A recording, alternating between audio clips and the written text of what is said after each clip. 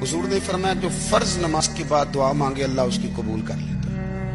نبی پاک صلی اللہ تعالی علیہ وسلم نے فرمایا اللہ مسافر کی دعا قبول فرماتا ہے۔ حضور نے فرمایا اللہ مظلوم کی دعا قبول فرماتا ہے۔ حضور نے فرمایا بیمار سے دعا کراؤ اللہ اس کی دعا قبول فرماتا ہے۔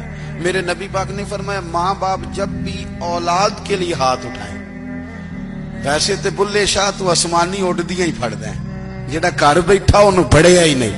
حضور فرمانے لگے ماں باپ جب بھی اولاد کے لیے دعا فرمائیں اللہ ان کی دعا کو قبول کرتا ہے۔ آپ اپنا تعلق بنائیں، دعا کے ساتھ، عبادت کے ساتھ، مصلی کے ساتھ رشتہ بنائیں، استغفار پڑھیں۔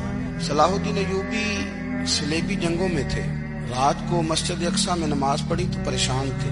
ایک بزرگ سے ملاقات ہوئی تو وہ کہنے لگے کہ آپ بڑے پریشان ہیں۔ کہنے لگے حضور پریشان اس لیے ہوں کہ پہلے ہی مسلمان کمزور ہے، اب میں نے سنا ہے دشمن کا ایک بحری بیڑا وہ جنگی سامان سے بھرا ہوا آ رہا ہے، تو اب ان کے پاس اور تلواریں اور نیزے آ جائیں گے، مسلمانوں کے پاس پہلے ہی وسائل کی کمی ہے، پریشان ہو کس طرح کر کے مقابلہ کریں گے۔ یہ بات کہتے ہی صلاح الدین ایوبی نے بزرگوں سے کہا حضور آپ بھی دعا کرنا، دعا کی بڑی طاقت ہے۔ میرے نبی پاک نے فرمایا دعا مومن کا ہتھیار ہے، دعا مومن کا۔ حضور نے فرمایا تقدیر کو سوائے دعا کے کوئی چیز نہیں بدل سکتی، دعا مومن کا ہتھیار ہے، یہ کافر کے پاس کوئی نہیں، یہ ہتھیار ہے مومن کا۔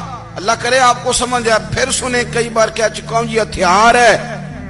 کافر کے مقابلے میں جو تیرے پاس سب سے بڑا ہتھیار ہے وہ دعا ہے۔ دعائیں کرانی چھوڑ دی، کرنی چھوڑ دی، لینی چھوڑ دی۔ حضرت سیدنا انس بن مالک رضی اللہ تعالیٰ عنہ فرمایا کرتے تھے میں نے وہ رنگ دیکھا ہے جب حضور دعا مانگتے تھے اور حضور کی مقدس آنکھوں میں آنسو بھی ساتھ ہی بہا کرتے، میں نے وہ انداز دیکھا۔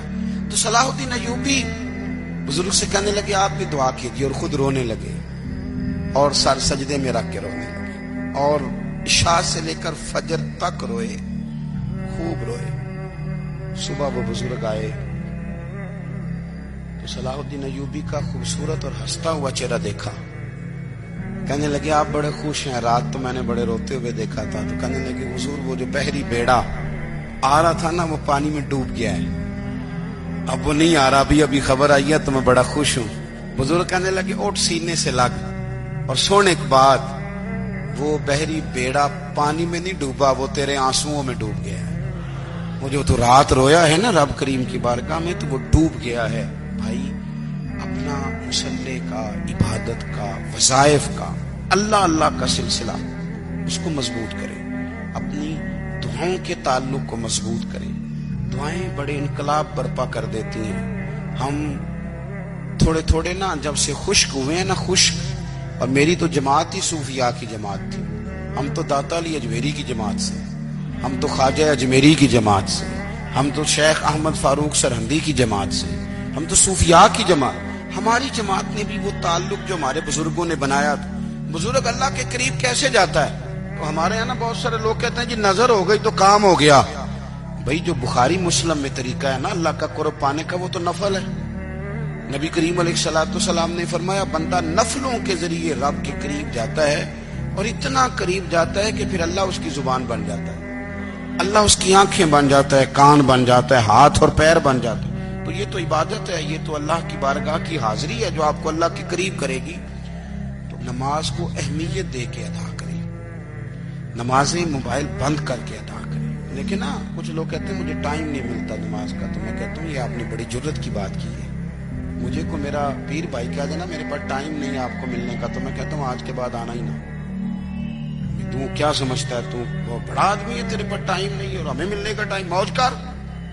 تو آپ نے اللہ رسول کو کہہ دیا ٹائم نہیں۔ اور عجیب فلسفہ ہے نا، کہا جائے نماز پڑھنے آؤ تو کہتے ہیں کپڑے ٹھیک نہیں، اور کہا جائے کہ آؤ ذرا دعوت پہ چلے تو کہتے ہیں 1 منٹ ٹھہر میں کپڑے بدل کے آیا۔ نماز کے لیے کہا تو کہتا ٹھیک نہیں، دعوت کے لیے کہا تو کہتا میں ذرا تیاری کر لوں، یوں جانا مناسب نہیں، معاملہ ٹھیک نہیں۔ رب تو فرماتا ہے کہ جب تو مسجد میں آ تو زینت اختیار کر کے آ، خوب ذوق سے دعا مانگے، خوب شوق سے نماز پڑھیں، خوب استغفار کا مزاج بنائیں، آپ لوگوں کے بیچ رہ کے سکھ حاصل کرنا چاہتے ہیں، لیکن آپ کو پتہ ہے کئی مہینے غار حرا میں رہنا بھی مدینے والے محبوب کا طریقہ ہے۔ ہر سال اعتکاف بیٹھنا الگ سے، یہ بھی حضور کا طریقہ ہے۔ مسجد نبوی کے اندر دروازہ کھلتا تھا نبی کریم کا، پر گھر کے اندر نفل پڑھے نبی پاک، اور حضور فرماتے ہیں کچھ نفل نماز گھر میں بھی پڑھا کرو، گھر کو قبرستان نہ بناؤ، ہمارا گھر اللہ کے ذکر سے آباد ہوگا۔